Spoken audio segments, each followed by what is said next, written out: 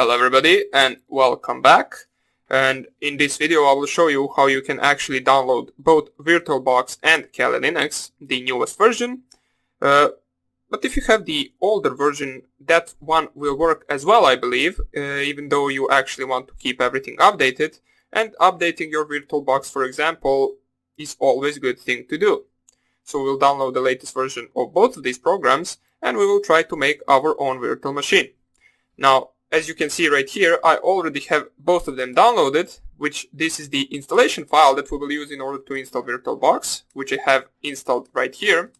And this is the Kali Linux 2019.1a version for the 64-bit machine. So, in order for you to actually download these two files, you need to go to these websites right here. So, one of them is kali.org/downloads, and there you will have the newest version of Kali Linux available at the current moment. Now, if, for example, in the time where you are watching this course, there is a different version other than 2019.1a, feel free to download that one as well. And if you have any other problems regarding that version being different than this one, feel free to post questions and I will be happy to answer them. So right now what we want to do is actually download the Kali Linux for our virtual machine. So as you can see right here, we have different types of Kali Linux models right here. We have the 64-bit, the Kali Linux LXDE 64-bit, the Lite version 32-bit, and a bunch of other versions as well. Now the two versions that you should focus on are the Kali Linux 64-bit and Kali Linux 32-bit.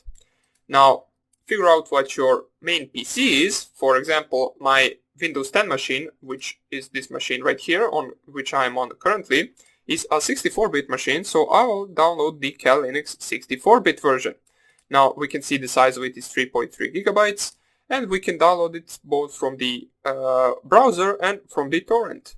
I will click here to download from the HTTP. This will take some time, that's why I already downloaded it before this video started, so I will not be downloading it now. You make sure to wait until all of these 3.2 gigabytes or 3 gigabytes are finished, and after that you can continue with the downloading of VirtualBox. So once again, if you have a 32-bit PC, download the 32-bit version. And after you do that, you want to go to the VirtualBox website, which is right here. So let me go one directory back. You just type in VirtualBox in your Google search bar and you just click on the first link that pops up, which will be Downloads Oracle VM VirtualBox. This will lead you to this page where you can actually pick which one you want to download. As we can see, VirtualBox, the current version is 6.0.4. The platform packages, as we can see, they're separated for Windows hosts, OS X hosts, Linux distributions, and Solaris hosts. Now make sure to pick the version on which your main software, or pardon me, main operating system is running. For me that is Windows, since I'm using Windows 10. So I'll just click right here on Windows hosts. And as you can see, it will start downloading the VirtualBox 6.0.4 version for me. Now this is a lot smaller file than the Kali Linux 2019 version, so this shouldn't take too much time to finish. But I already have both of these files, so I will actually close this and I will show you how you can install the VirtualBox in this video. So once both of these files are downloaded for you, I can close this right now. We do not need it anymore. What you can do is actually paste them both on the desktop, as it will be easier for you to find them. And right now we are only interested in this file right here. So this is the installation file for our VirtualBox. Now before I actually install it, let me close both of my machines. So just close it like this. This is just a virtual machine and this is the actual interface of our VirtualBox, which I will show you just in a second, right after I show you how you can install it. So what you want to do is double click the installation file. It will say preparing to install, and basically all you want to do is just click next on every question it asks you. So right now if I click here next, this part right here is something you won't have. Now I have this because I already have VirtualBox installed, so it asks me modify, repair or remove installation, since it can't really install it twice. So I will just remove my current VirtualBox. I will just click here remove. As I said, you will not have any of that. You can just proceed to the next step. I will click here yes. It will remove my VirtualBox. Currently, as we can see right here, it should be removed any second. And right after that finishes, I will show you the true process of installing VirtualBox, which will be basically just clicking next on every step. As we can see, I don't longer have the VirtualBox right here, so I will just click here finish. I will double click this once again, and we can see I will just go next on every step. So create start menu. If this is not checked for you, make sure to check it, so it actually creates a desktop icon for you on your own desktop, so you can actually easily navigate to the VirtualBox. So we just click here next, proceed with the installation, yes, and then install. This shouldn't take too long. It will prompt you for the administrator password. Basically, if you allow this application to make changes, you press yes, and this will download in just 10 or 20 seconds or something like that, and you will be good to go. Then you can open the VirtualBox and we can proceed to the actual creation of our Kali Linux virtual machine. So it has finished. As we can see, we want to check right here Start Oracle VM VirtualBox after installation and click here Finish.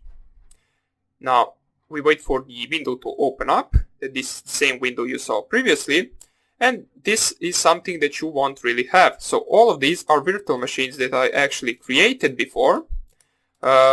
You will not have any of these if you are currently installing the VirtualBox for the first time.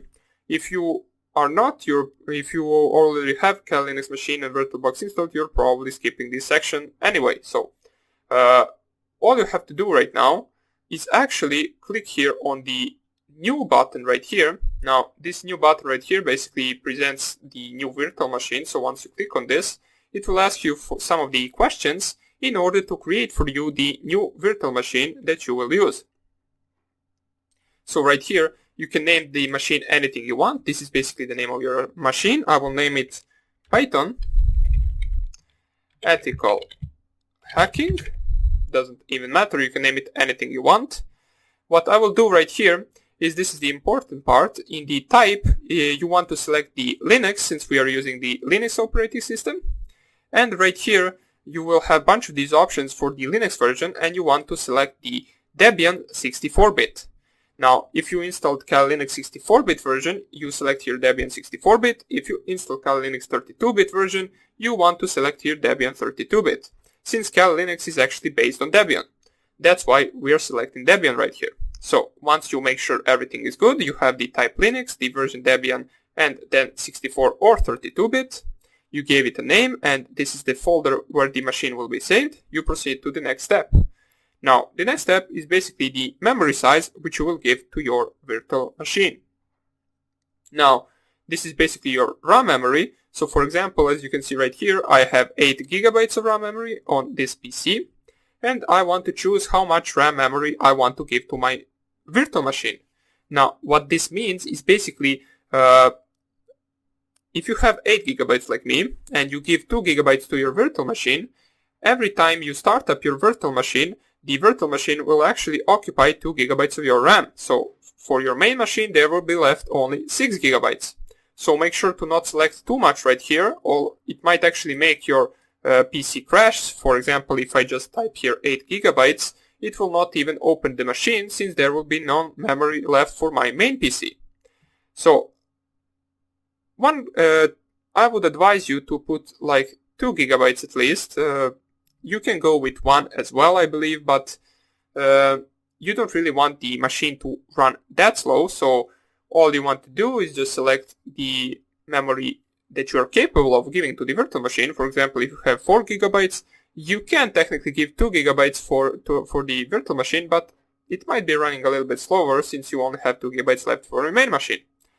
But it doesn't really matter. For now on, we just want to select the appropriate memory for our virtual machine. Click here Next, and you want to select Create a virtual hard disk now, and click here Create. It will ask you what file type of the hard disk you want. You just click here Next, which is selected as VirtualBox disk image, dynamically allocated. what this means, basically dynamically allocated, it will not fill up the space as you use the machine. Now the fixed size, if you for example give 50 gigabytes of your hard disk memory to this virtual machine, it will already make those 50 gigabytes as full. You will not be able to use them or to do anything with them unless you delete the virtual machine itself. The dynamically allocated will however not take any memory right now, but if you actually use it, can take up to 50 gigabytes of memory. So click here next. I will just leave it on dynamically allocated since it creates it faster, and all it asks right here is the confirmation of the name and the amount of memory you want to give it from your hard disk. Now if your hard disk is for example 1 terabyte, you can give it 30, 20, 40 gigabytes, however you want. Make sure to not go below 20 gigabytes. So I will give this machine around 30 gigabytes of memory. So 32, doesn't even matter. I will click here on create. And right now, as we can see right here, we have Python ethical hacking, which has Debian 64-bit icon right here. You can see the specs of our virtual machine right here. And we will continue to actually installing Kali Linux itself in the next video. So, hope everything went right for you.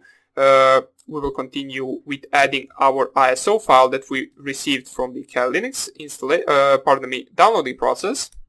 And we will use it in order to run our operating system on this virtual machine that we just created. So hope you enjoyed this video, and I hope I see you in the next one. Bye!